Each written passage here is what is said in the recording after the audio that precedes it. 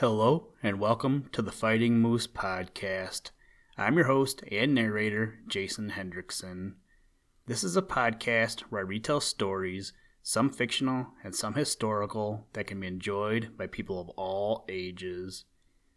Today, we read The Naughty Raccoon Children from the book Among the Night People, written by Clara Dillingham Pearson.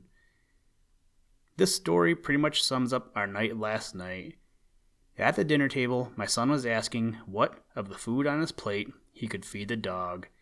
He could have given everything to the dog, but was advised not to. Then he asked about if dogs eat fish. I proceeded to tell him that I don't think that dogs ate fish in the wild unless they were scavenged from another animal, and that got me thinking about raccoons. Anyway, so I found this story, and while reading it, snails came up in the story. Last night after dinner, we watched the 2013 DreamWorks film Turbo. It's about a racing snail if you haven't seen it or heard about it. So like I said, this story pretty much sums up our night last night. I always enjoy when a story comes out of what happens in our lives. Anyway, I forgot to give a shout out to YouTuber and artist Zimmer Tracks, who stopped by and said hello a few episodes back. As I'm looking outside my window right now, I see blue skies and white clouds, and I hope that you are all seeing the same thing and are out enjoying some fun in the sun. Now, let's turn to today's story. I hope you enjoy. Let's begin. Liftoff. We have a liftoff.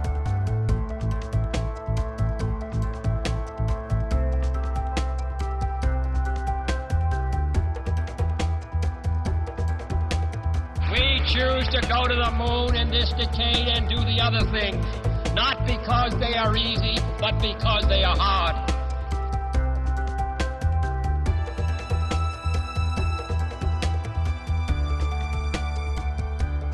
The Naughty Raccoon Children.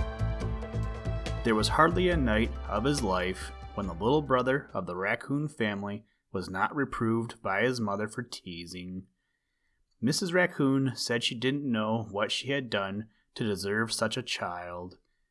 When she spoke like this to her neighbors, they sighed and said, "It must be trying, but he may outgrow it." The oldest Wolverine, though, told the skunk that his cousin, Mrs. Raccoon's husband, had been just as bad as that when he was young. "I do not want you to say that I said so," he whispered, because he might hear of it and be angry, but it is true. The oldest Wolverine didn't say whether Mr. Raccoon outgrew this bad habit, yet it would seem that his wife had never noticed it. You must not think that Mr. Raccoon was dead. Oh no, indeed. Every night he was prowling through the forest on tiptoe looking for food.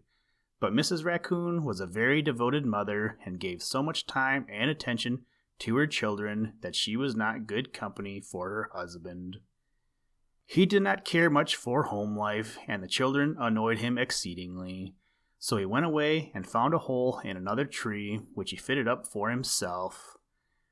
There he slept through the day, and until the setting of the sun told him that it was time for his breakfast. Raccoons liked company, and he often had friends in to sleep with him. Sometimes these friends were raccoons like himself with wives and children, and then they would talk about their families and tell how they thought their wives were spoiling their children. The 4 little raccoons who lived with their mother in the dead branch of the big oak tree had been born in April, when the forest was sweet with the scent of wild violets and everyone was happy. Beautiful pink and white trilliums raised their 3-cornered flowers above their 3-fold leaves and nodded with every passing breeze. Yellow adder's tongue was there, with cranesbill geraniums, squirrel corn, and spring beauties, besides hepaticas and windflowers and the dainty bishop's cap. The young raccoons did not see these things, for the eyes would not work well by daylight, and when after dark their mother let them put their heads out of the hole and look around, they were too far from the ground to see the flowers sleeping in the dusk below. They could only sniff, sniff, sniff with their sharp little turned-up noses and wonder what flowers look like anyway. When their mother was with them for a time, and that was while they were drinking the warm milk that she always carried for them, she told them stories of the flowers and trees. She had begun by telling them animal stories, but she found that it made them cowardly. "Just supposing," one young raccoon had said, "a great big dreadful snail should come up this tree and eat us all." The mother told them that snails were small and slow and weak, and never climbed trees or ate people, but it did no good, and her children were always afraid of snails until they had seen one for themselves. After that, she told them stories of the flowers, and when they asked if the flowers would ever come to see them, she said, "No, indeed, you will never see them until you can climb down the tree and walk among them, for they grow with their feet in the ground and never go anywhere." There were many stories which they wanted over and over again, but the one they liked best of all was that about the wicked, wicked poison ivy and the gentle spotted touch-me-not who grew near him and undid all the trouble that the ivy made. When the night came for the young raccoons to climb down from their tree and learn to hunt, all the early spring blossoms were gone, and only the ripening seed vessels showed where nodding flowers had been. You would have expected the raccoon children to be disappointed, yet there were so many other things to see and learn about that it was not until 3 nights later that they thought much of the flowers. They might not have done so then if little sister had not lost her hold upon the oak tree bark and fallen with her 4 paws on a scarlet jack-in-the-pulpit berry. They had to learn to climb quickly and strongly up all sorts of trees. Perhaps Mrs. Raccoon had chosen an oak for her nest because that was rough and easily climbed. There were many good places for raccoons to grip with their 20 strong claws apiece. After they had learned oaks, they took maples, ironwoods, and beeches, each a harder lesson than the one before. "When you climb a tree," said their mother, "always look over the trunk and the largest branches for hiding places, whether you want to use one then or not." "Why?" asked 3 of the 4 children. Big Brother, who was rather vain, was looking at the 5 beautiful black rings and the beautiful black tip of his wonderful bushy tail. Between the black rings were whitish ones, and he thought such things much more interesting than holes in trees. "Because," said the mother raccoon, "you may be far from home some night and want a safe place to sleep in all day, or if a man and his dogs are chasing you, you must climb into the first hiding place you can. We raccoons are too fat and slow to run away from them, and the rings on our tails and the black patches on our broad faces might show from the ground. If the hole is a small one, make it cover your head and your tail anyway, and as much of your brown body fur as you can." Mother Raccoon looked sternly at Big Brother because he had not been listening, and he gave a slight jump and asked, What did you say?" "What did I say?" she replied. "You should have paid better attention." "Yes'm," said Big Brother, who was now very meek. "I shall not repeat it," said his mother, "but I will tell you not to grow vain of your fur. It is very handsome, and so is that of your sisters and your brother. So is mine, and so was your father's the last time I saw him. Yet nearly all the trouble that raccoons have is on account of their fur. Never try to show it off." The time came for the young raccoons to stop drinking milk from their mother's body, and when they tried to do so, she only walked away from them. "I cannot work so hard to care for you," said she. "I am so tired and thin now that my skin is loose, and you must find your own food. You are getting 40 fine teeth apiece, and I never saw a better lot of claws on any raccoon family, if I do say it." They used to go hunting together, for it is the custom for raccoons to go in parties of from 5 to 8, hunt all night, and then hide somewhere until the next night. They did not always come home at sunrise, and it made a pleasant change to sleep in different trees. One day, they all cuddled down in the hollow of an old maple, just below where the branches came out.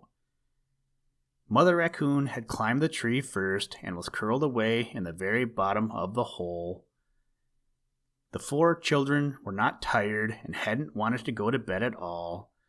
Little sister had made a dreadful face when her mother called her up the tree, and if it had not already been growing light, Mrs. Raccoon would probably have seen it and punished her.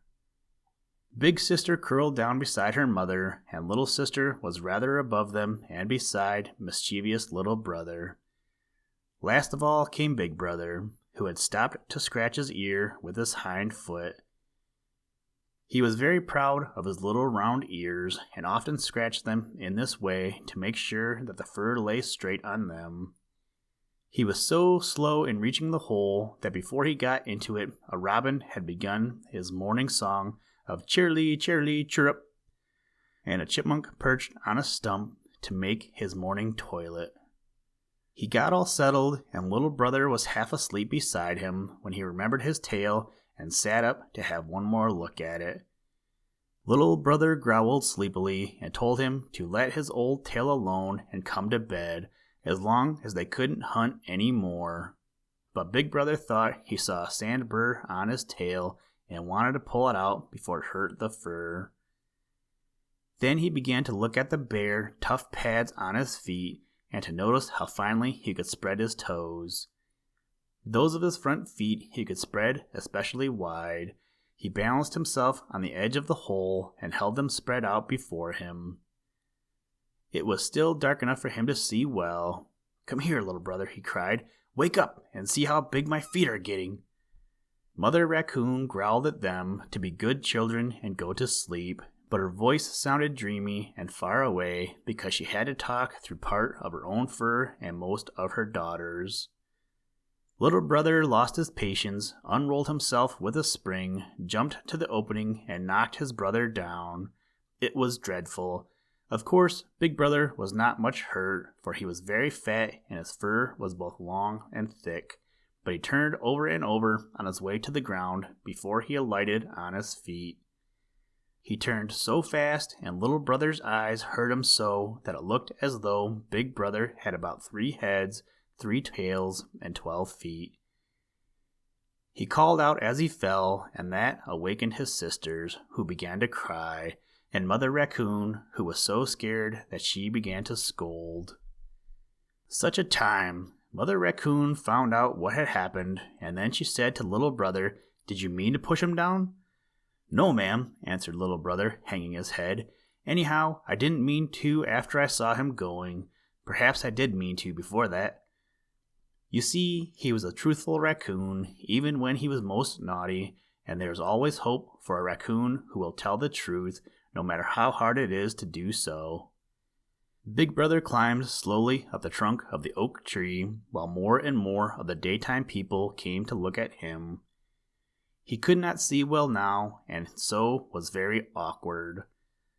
When he reached the hole, he was hot and cross, and complained to his mother.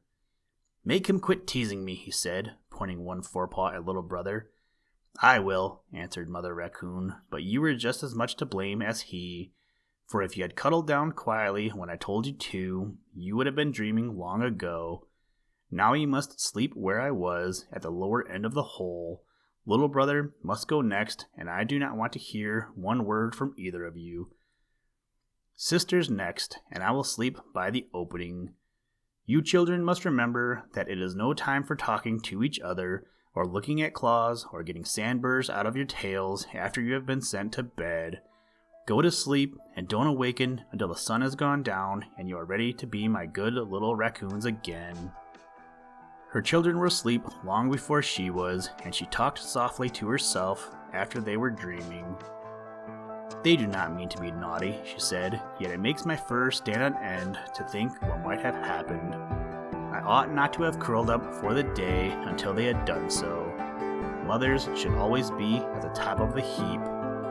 Then she fixed herself for a long, restful day's sleep.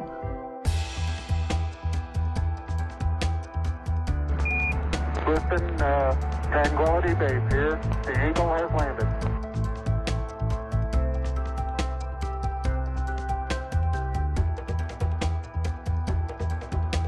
That's one small step for man, one giant leap for mankind.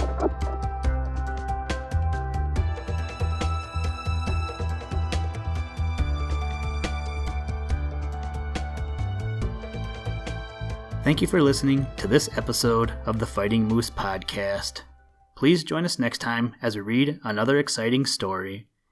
Today's music was provided by the artist Analog by Nature, and the audio clips were provided from NASA. For more information to download and or listen to audio or materials from all our recordings, or to contact us, please visit www.thefightingmoose.com, or you can follow the links in the show notes. And as always, try and do a random act of kindness every day. Mission complete, Houston.